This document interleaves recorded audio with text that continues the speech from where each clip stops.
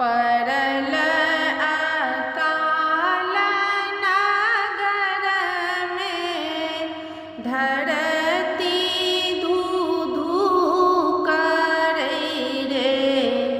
ललना रे मिथिला भूमि बेहाल की हाल मलिन भेल रे ललना रे मिथिला भूमि बेहाल की हाल मलिन भेल रे चिड़ै चुनमुनी सब प्यासल जल कर सूखल रे चिड़ै चुनमुन सब प्यासल जल कर सब सूखल रे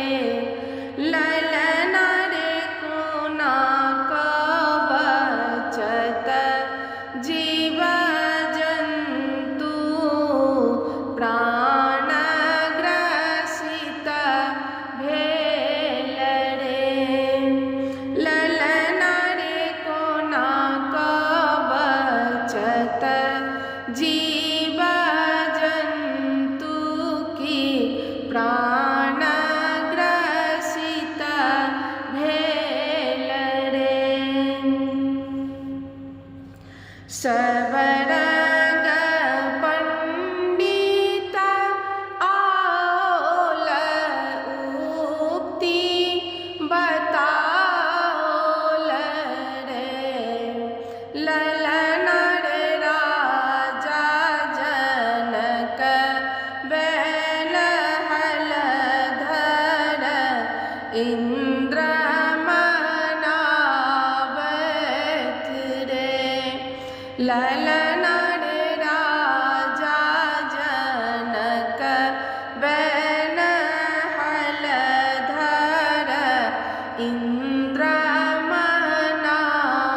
मनावत रे हर उठाने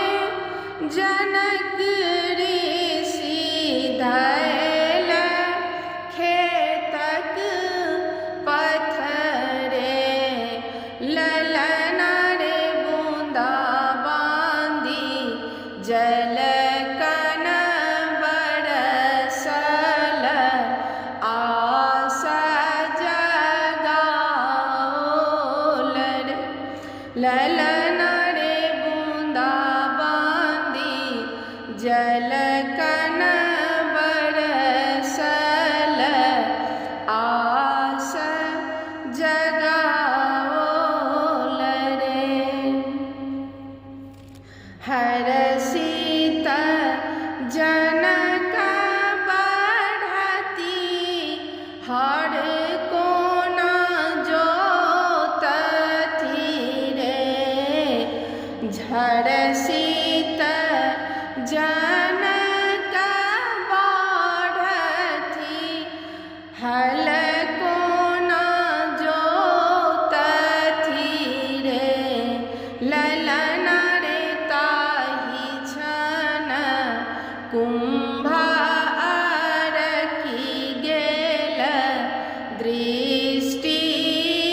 गरि गेल रे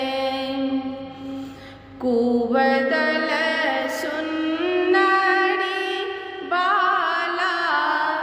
झट सो बाहर भेली रे ललना रे मुदित जनक ऋषि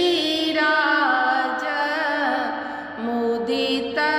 समाज भेल रे ललना रे मुदित जनक ऋषि राज की